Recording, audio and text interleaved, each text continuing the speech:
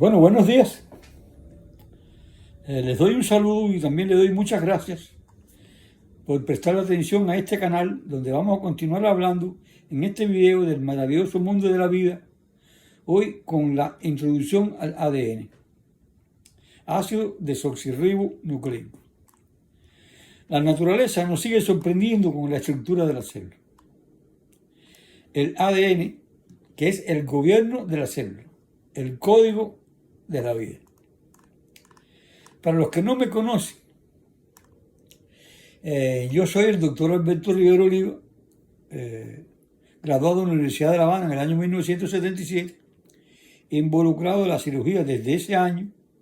Soy cirujano general, oncólogo, dedicado a la conducción del programa de cáncer de mama del Centro de Referencia de Cáncer de Mama de la provincia de Mayagüez, por más de 30 años, en la detección precoz y en el tratamiento médico quirúrgico del cáncer de la mama hasta finales del año 2022. Como nosotros vimos en el video anterior al que me referí al principio, estuvimos hablando del inmenso y fascinante mundo de la vida y dentro de ella a la célula, como su pilar principal, como la unidad funcional de la vida, y que damos evidencia de la maravilla por la deslumbrante manera de su funcionamiento y eficiencia. Que representamos como una gigantesca ciudad moderna, con tecnología digital superior de punta, con toda la producción necesaria, con todas sus industrias, con todos sus mecanismos de producción que la hacen maravillosamente eficaz, como un método para garantizar la supervivencia en el tiempo de esta enorme metrópolis microscópica que es la célula. En esta pequeña introducción de hoy sobre el ADN, podemos decir que el ADN es el ácido desoxirribonucleico por sus siglas. Es un ácido que contiene todas las instrucciones genéticas fundamentales para el desarrollo, funcionamiento y reproducción de todos los seres vivos. A mí me gustaría decir que la tan nombrada inteligencia artificial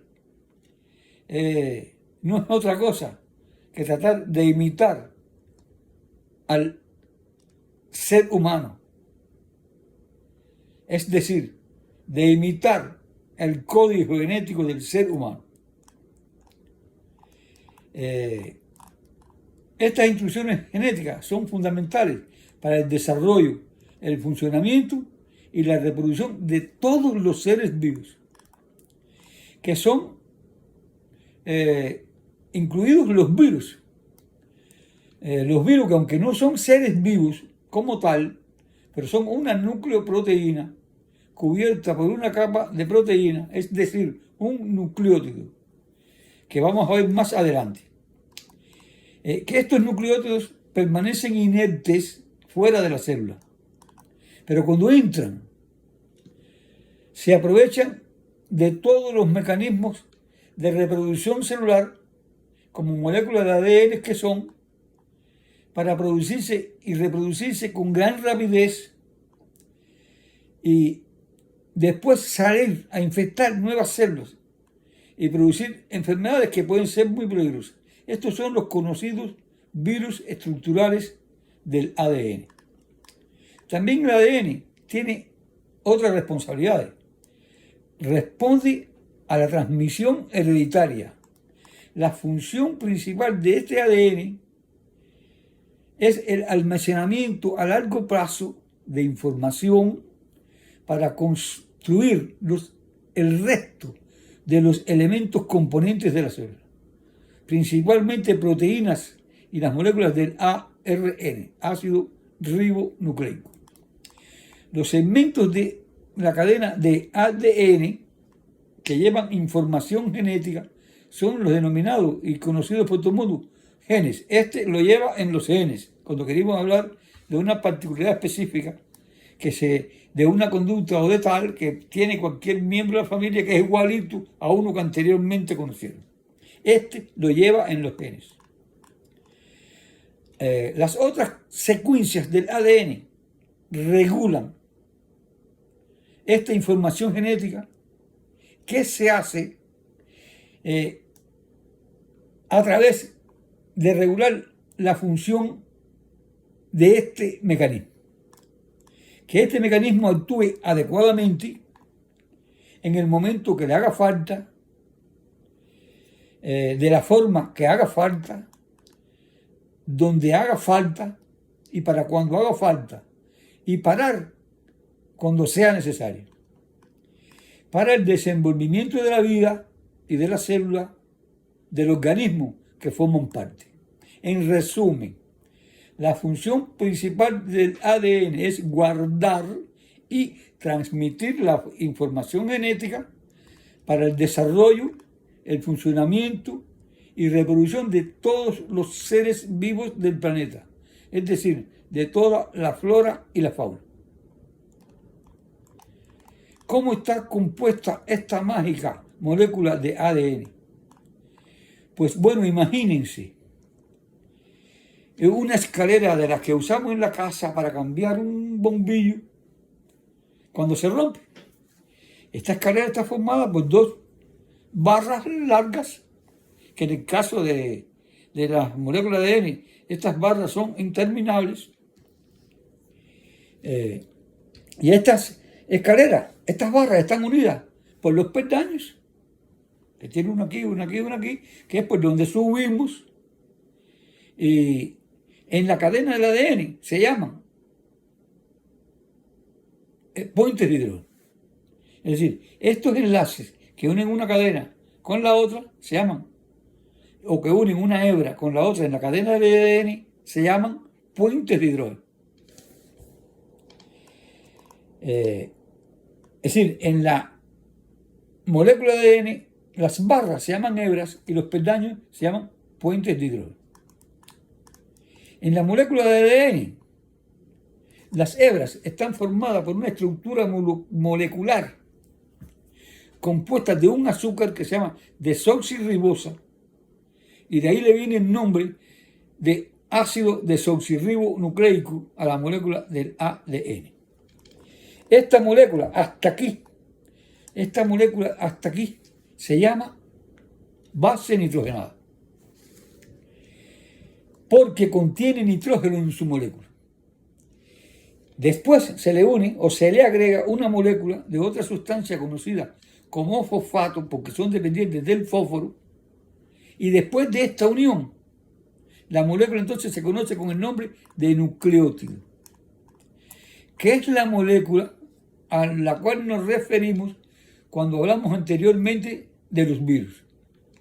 Estos nucleótidos en la cadena del ADN son los componentes de la cadena, es decir, los ladrillos que componen la hebra de la cadena. Entonces queremos decir que la cadena de ADN es la secuencia, es decir, de una serie de moléculas de estos nucleótidos, y el fosfato le sirve como el pegamento o el enganche entre uno y otro ladrillo para hacer la cadena o la barra de la escalera. Pero como está formada por dos hebras o dos barras de nuestra escalera común, estas hebras se van uniendo mediante un enganche de hidrógeno que unen las bases nitrogenadas de un lado con la base nitrogenada del otro lado, que se llaman puentes de hidrógeno que mencionamos hace un momento, que serían los peldaños de nuestra escalera. Esta cadena se tuerce como si nosotros intentáramos torcer nuestra escalera común, tratando de convertirla en una escalera de caracol, que le da una forma helicoidal, que le proporciona más resistencia y más seguridad, dando una muestra una vez más de la inteligencia y la habilidad con que está configurada la vida. que parece, como he dicho otras veces anteriormente, una obra divina. ¿Cómo funciona? Estas bases nitrogenadas son la adenina, guanina, citosina y timina, que están presentes en las cadenas del ARN y en las cadenas del ADN.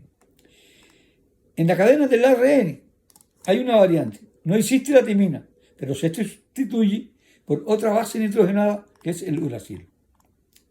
La posición que tengan los peldaños de la escalera o los pares de base nitrogenada en la cadena del ADN son el código genético del ADN. Si cambiamos las posiciones de estos peldaños, imagine que son uno rojo, uno verde, uno amarillo, y ponemos después otra que el amarillo está donde estaba el rojo y el rojo está donde estaba el azul y así sucesivamente, esto va cambiando el código de cada una de estas posiciones. Y esto se le conoce con el nombre de diversidad genética. Y por eso cada individuo es único. Y cuando me digo individuo, me estoy refiriendo a cualquier ente viviente de la flora y de la fauna del planeta. Lo que sí nunca cambia, siempre es que en las bases nitrogenadas se forman los pares de la cadena cuando la base nitrogenada de una cadena, por ejemplo, es una timina, la base nitrogenada que le corresponde en la cadena o en la hebra de enfrente, es decir, en la otra cadena de la molécula de ADN, tiene que ser la adenina. Es decir, siempre que hay una timina aquí, hay una adenina en el otro lado. Y cuando hay una citosina aquí, hay una guanina en el otro lado, o viceversa, puede ser. Cuando se producen cambios en esta secuencia, esto se llama una mutación genética. Por eso, cuando hay un cambio de esto, producido en una de estas cadenas genéticas, se produce un error que se comete en la copia del ADN que hace el ARN en la reproducción de una célula o para producir elementos, componentes de las células como las proteínas, que pueden ser por causas propias de la misma célula.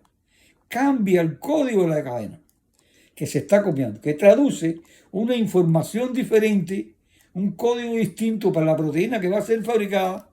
Esa proteína va a ser diferente y se altera la función celular. Se trata de una mutación genética y que por lo tanto se va a transmitir genéticamente en la herencia. Porque estos cambios del ADN son transmisibles y pueden, cuando son importantes, ser causa de trastornos para la vida del organismo, incluyendo el cáncer. Estos cambios, además de estos cambios intracelulares, se pueden producir por cambios externos, es decir, a través de medios, agentes bioactivos que están en el medio ambiente, como son, por ejemplo, las radiaciones de rayos X. Cuando se somete mucho a rayos X, como por ejemplo los técnicos de rayos X que no usan protección, esto puede producir, inducirle cambios genéticos en su cadena de ADN que le pueden provocarles enfermedades, incluso cáncer.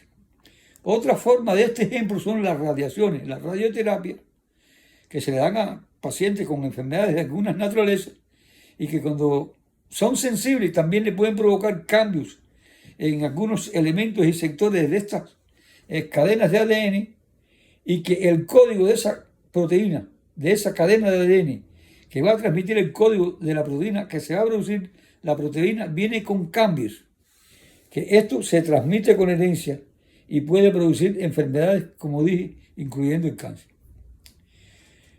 Un ejemplo de estas radiaciones ionizantes también son como las derivadas de la explosión nuclear, y tenemos como por ejemplo el Japón, que todavía sus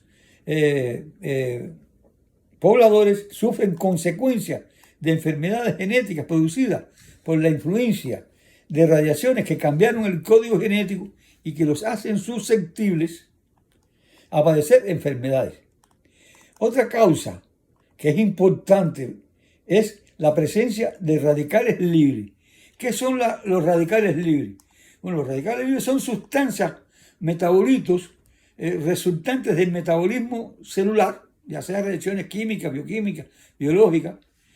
Estos son los llamados agentes oxidantes, por la alta facultad de combinación con otras moléculas, que a veces reaccionan con las moléculas del ADN y van sustituyendo a veces elementos de la cadena por sus moléculas, que pueden con el tiempo provocar enfermedades, incluyendo el cáncer. Por eso el consejo siempre que se da por los médicos de consumir agentes antioxidantes como algunas vitaminas, ejemplo la vitamina E, que contiene los alimentos naturales como frutas frescas, verduras y otras, capaces de neutralizar estas moléculas de radicales libres y evitar el estrés oxidante, que es cuando se acumulan estas sustancias oxidantes que por ser tanto entran en la competencia y pueden ser capaces de sustituir enlaces de la cadena del ADN o incluso meter sus moléculas, que pueden interactuar ya sea con estas moléculas de estas maneras que estuve explicando, que alteran el código genético de la cadena original y que se traducen como errores para el código copiado.